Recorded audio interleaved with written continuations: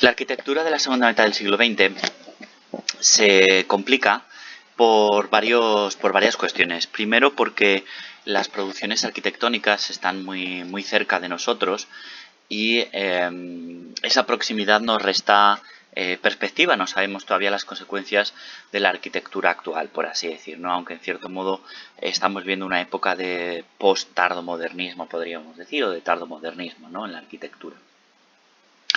Y la segunda es que son 50, 60, 70 años, es un periodo de tiempo bastante corto en lo que estamos acostumbrados a estudiar en periodos artísticos, y van a solaparse, los estilos artísticos van a durar muy poquito, ¿vale? Ya lo veremos también más tarde con la pintura, y van a solaparse en cierta medida, ¿vale? Aquí tenéis la Opera House de Sydney, hecha por Utzon, que es un arquitecto danés, que tenéis también en la lista de autores. Hecha también en los años 50 y creo que sintetiza bastante bien la arquitectura de la segunda mitad del siglo XX. Primero porque tiene elementos en común con el periodo anterior, tanto con el racionalismo como con el organicismo. Segundo, porque está en un periodo de tiempo en el que todavía tiene bastante vigencia el funcionalismo y da lugar a lo que se conoce como estilo internacional, cuyo principal arquitecto va a ser Alvar Aalto, ya lo veremos. Bueno, y otros varios arquitectos, como ya veremos. Y en tercer lugar, porque introduce gran cantidad de elementos de la arquitectura, sobre todo tardomoderna, ¿vale? Sobre todo tardomoderna, algunos elementos, aunque también puede haber elementos, en cierto modo, posmodernos, ¿no? Pero principalmente tardomodernos, ¿no? Este tema de las cúpulas que imitan los gajos de una naranja o las velas de un barco desplegándose, ¿vale? También la utilización, como veis, del cristal, el acero, la piedra, formas bastante limpias, rectas, paralelas y perpendiculares. Bueno, que contrarrestan con la parte superior del auditorio, en el que abundan las superficies convexas. En esta segunda parte del tema, del tema 15 de la arquitectura del siglo XX, vamos a cubrir por lo tanto el tema de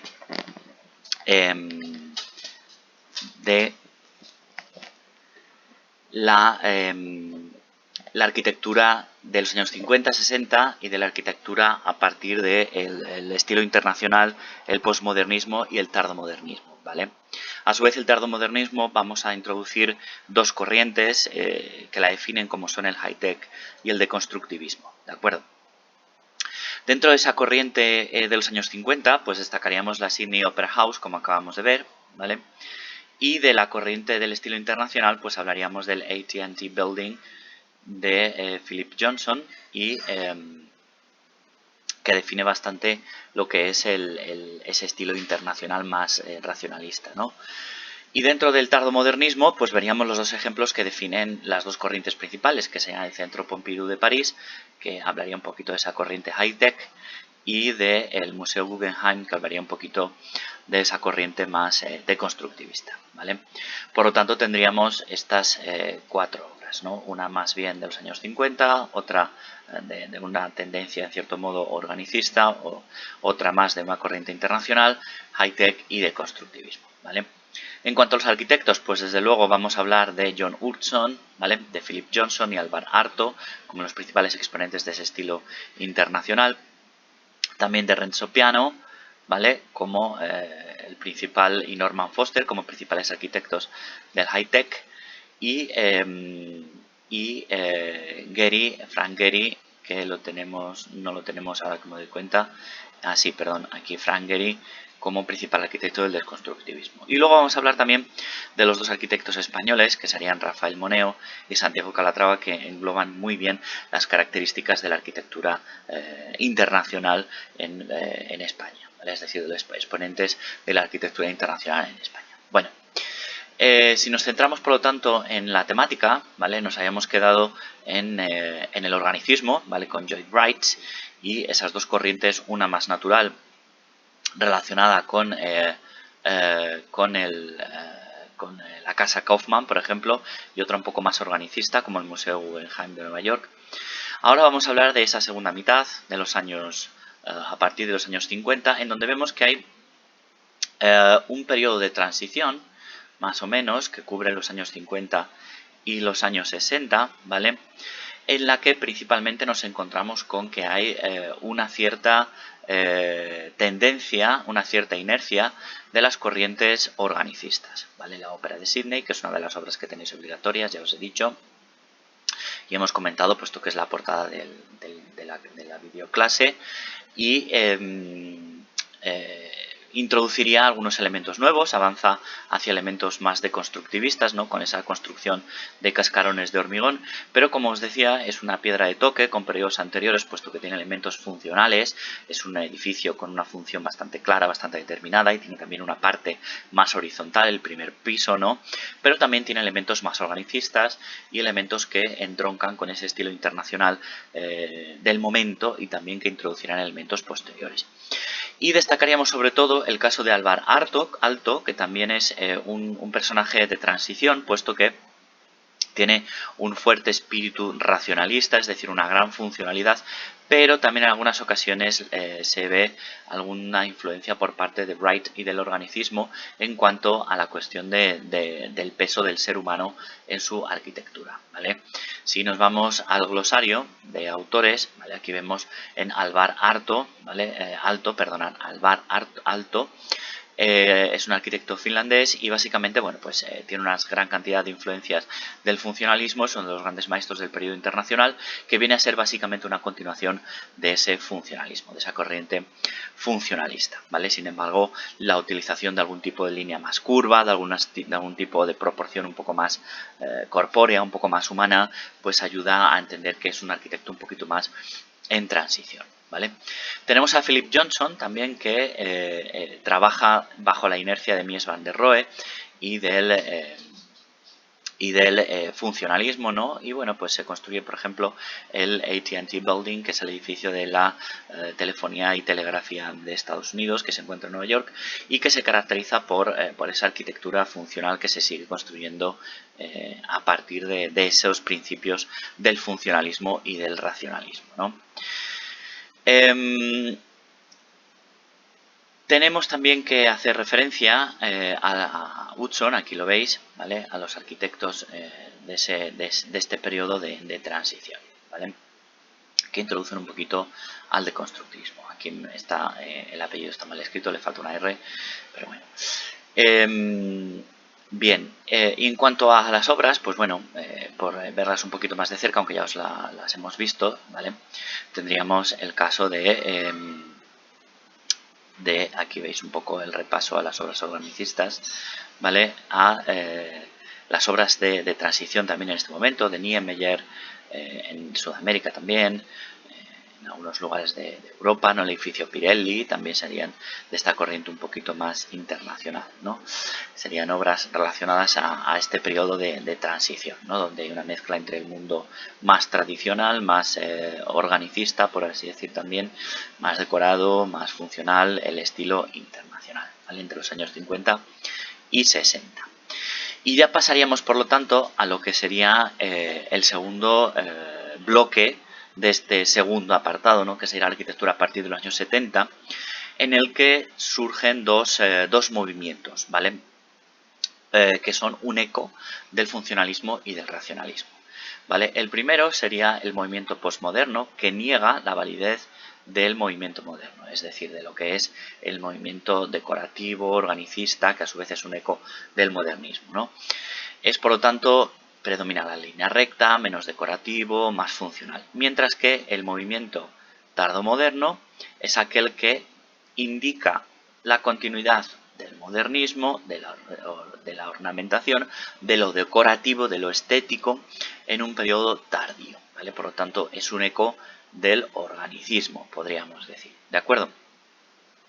Dentro del postmodernismo, por lo tanto, nos encontramos con autores que entroncan en cierto modo el concepto postmodernismo y el concepto estilo internacional, podría incluso entenderse como uno mismo, ¿no? De hecho, aquí veis a Venturi y a Philip Johnson con el AT&T Building como un edificio postmoderno, ¿vale? Si decimos postmoderno o de estilo internacional, no vamos a confundirnos en gran medida, porque en cierto modo el postmodernismo es la afirmación del estilo internacional, ¿vale? Lo que pasa que en los años 70, podríamos decir, ¿de acuerdo? Aquí veis, por ejemplo, el edificio AT&T, construido en los años, finales de los años 70, principios de los 80. Es un edificio que se parece mucho a los rascacielos de Mies van der Rohe, de años antes, es decir, de la primera mitad del siglo XX. Por lo tanto, vamos viendo cómo esa ola funcionalista va teniendo sus picos, sus altibajos, pero sigue vigente durante todo el siglo XX. Es decir, no es que una obra, un estilo sustituya al otro, sino que más bien los dos se van solapando entre sí, ¿vale? De manera que, pues aquí vemos las obras posmodernas, o las obras del posmodernismo, ¿no? Con los ejemplos claros de el edificio del AT&T Building, perdonad que no lo encuentro, y otras obras que no vienen en los apuntes, pero que bueno, entroncan dentro de esta funcionalidad característica, ¿no? Sobre todo, por ejemplo, el caso de Rafael Moneo sería el arquitecto que más englobaría esta característica del posmodernismo, ¿no? Una arquitectura sobria en la que predominan las líneas rectas, la integración en el entorno, en el espacio, ¿vale? La Torre Picasso, por ejemplo, las Torres Kio también entroncarían dentro de esa corriente más postmoderna, ¿no? Más funcionalista o tardo funcionalista, si queremos decir, ¿vale? Y en cuanto a los autores, pues mencionamos, bueno, os acabo de decir Rafael Moneo, ¿no? Veis aquí en la estación de cercanías de Atocha, ¿no? Y dentro de esa corriente, bueno, pues incluiríamos, como hemos dicho anteriormente, a Philip Johnson en ese estilo internacional, o quizás en la evolución de ese estilo internacional, ¿no? Que ya sería la arquitectura postmoderna, ¿no? Del AT&T Building. Serían los ejemplos más claros que tenemos en los apuntes del término postmoderno. Por otro lado, si continuamos, en el tardmodernismo existe una idea de afirmación en lo moderno, es decir, en el estilo decorativo y ornamental. Esto lo que hace es alzar a arquitectos que utilizan muchos elementos decorativos que adornan y que hacen o que ayudan a reforzar la idea estética del edificio más allá de su funcionalidad. Es decir, el tardomodernismo no niega la funcionalidad, como el modernismo, que a lo mejor se centraba en lo que son las casas, los bloques de pisos, los palacios, los espacios públicos y las factorías, ¿no? Sino que el tardomodernismo no niega la funcionalidad pública con la construcción de bloques de pisos, es cierto, de fábricas, pero también de teatros, de museos, de edificios públicos, ayuntamientos también, por ejemplo, ¿no? Centros culturales, ¿no? Entonces no se niega el racionalismo, ¿no? Es decir, hay una relación con el racionalismo bastante importante. Pero es cierto también que en cierto modo hay una evolución hacia elementos más decorados, ¿no? De una estética mayor, ¿no? Y basándose en tres principios que tenéis aquí muy bien definidos, ¿no? Que serían el sentido escultórico del edificio, es decir, hacer que el edificio sea o parezca una escultura, la gran fuerza de sus líneas externas, es decir, un edificio equilibrado, recto, simétrico, paralelo, perpendicular, tiene líneas muy sobrias que no tienen fuerza. No, es una composición muy sobria, funcional y perfecta, muy bonita, pero no tiene fuerza expresiva, más que gran fuerza, gran expresividad, ¿no? Acordaros de lo que decíamos con el barroco, ¿no?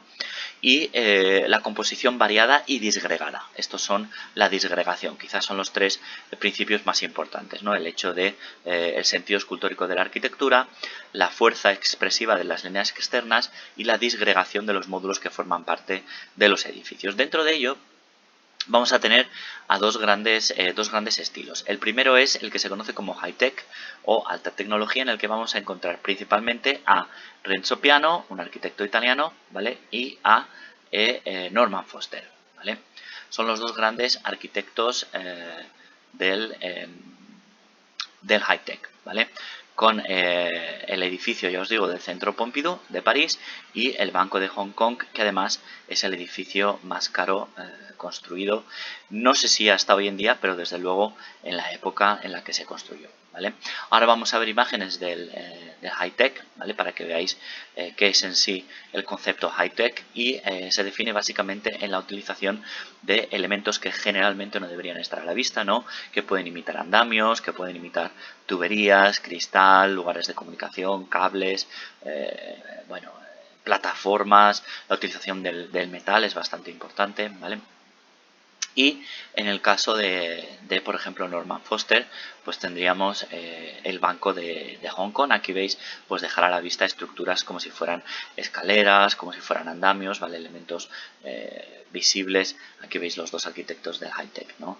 Que introducen un poquito esta arquitectura característica del tardo modernismo, ¿no? Hay una funcionalidad, pero esta funcionalidad se define también porque los edificios tengan una entidad propia, sean esculturas con elementos modernos en los que se desagreguen los elementos compositivos, ¿no? Pues los ascensores, los módulos, las escaleras, las fachadas. Fijaros aquí como la fachada principal tiene a su vez un muro cortina, aquello que veíamos de la arquitectura funcionalista de principios de siglo, al que le han quitado el vidrio, ¿no? Es decir, como veíamos también en Le Corbusier, en la Vía Saboya, en la unidad de habitación, en lo que hay una fachada que se separa de la fachada principal, ¿no? Esa idea de que el muro desaparece como límite entre el edificio y el exterior es un elemento que también vemos en este caso, ¿no? Es decir, no se rechaza el funcionalismo, ¿de acuerdo?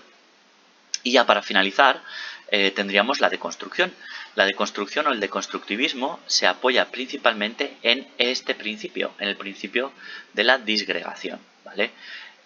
Como os digo, incorpora elementos propios del funcionalismo, es decir, son edificios funcionales, pero también son edificios que desagregan sus elementos compositivos y los vuelven a juntar, de manera que lo que tenemos es un edificio en el que se rompe esa idea de bloque envolvente, en lo que los elementos los vamos a ver directamente con formas que no son rectas y los vamos a identificar, es decir, son edificios en los que el concepto de dentro, fuera, arriba, abajo es un poco confuso y se convierten en esculturas, es decir, son edificios que son directamente esculturas, ¿vale? Es un elemento muy característico, ¿no? Y el arquitecto más importante del deconstructivismo es Frank Gehry, que además bebe de Urson en la Sydney Opera House, ¿no? Pues os decía que es tan importante.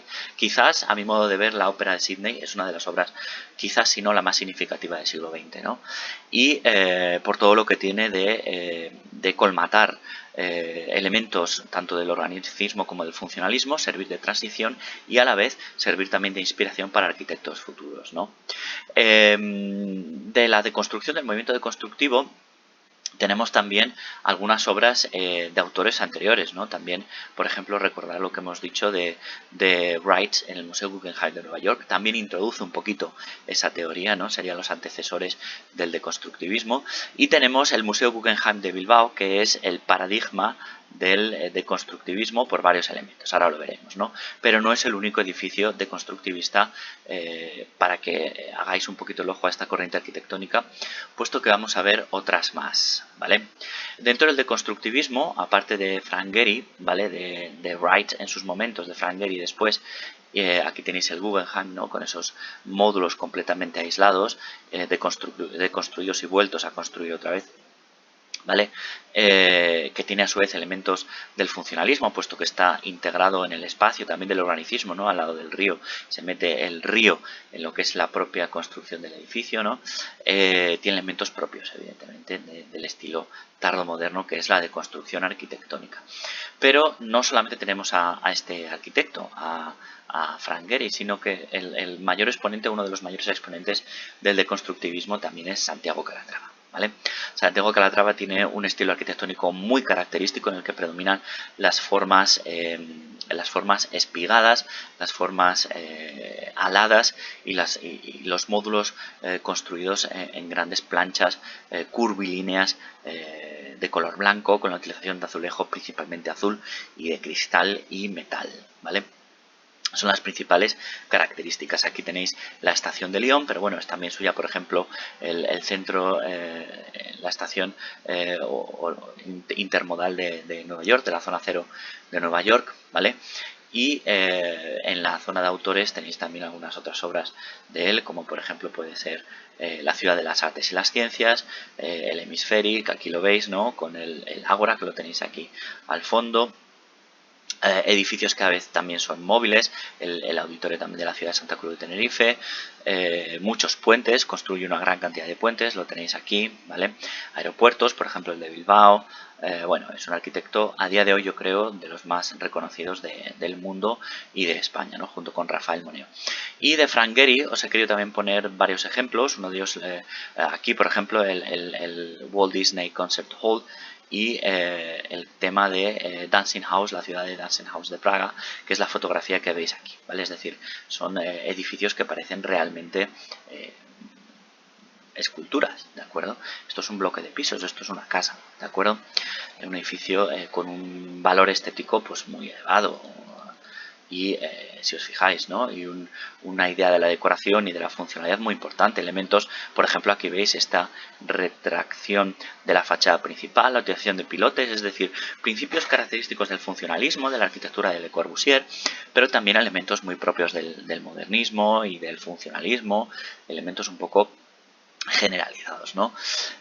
Con esta magnífica obra de la ciudad de Praga concluimos lo que es la arquitectura del siglo XX, ¿vale? Simplemente a modo de reflexión, deciros que hay como dividimos en dos periodos, hasta los años 50 y después de los años 50 con un pequeño periodo de transición. Antes de los años 50 o la primera mitad del siglo XX lo que tenemos son dos grandes corrientes arquitectónicas hasta cierto punto contradictorias. Una con principios más racionalistas, que es el funcionalismo, y otra con principios más estéticos, más continuistas con el modernismo, que sería el organicismo, ¿vale? En los años 50 hay una cierta evolución de estos dos movimientos con una cierta prevalencia del racionalismo en lo que se conoce como estilo internacional. Sin embargo, hay arquitectos que sirven un poco de conexión entre la primera mitad y la segunda mitad, como Alvar Aalto y Urzon, con diferentes construcciones, algunas más tendentes al funcionalismo y otras más tendentes al organicismo, pero incluidas todas en una cierta corriente denominada como estilo internacional, en el que prevalece, como os digo, las ideas racionalistas hasta los años 70. Y ya en el último tercio de siglo tenemos los ecos del funcionalismo en el postmodernismo y los ecos del organicismo y del modernismo en el tardomodernismo, ¿no? Es decir, serían 5 principales estilos que se van colmatando unos a otros durante todo el periodo del siglo XX, ¿vale? Organicismo y tardomodernismo estarían vinculados y funcionalismo, racionalismo y postmodernismo estarían también vinculados, ¿vale? Con un estilo internacional en el que, como os digo, sirve de conexión entre la primera y la segunda mitad del siglo XX y sirve también de reflexión para entender la evolución de los principios funcionalistas y cómo van pasando a lo largo del siglo XX en la historia de la arquitectura universal.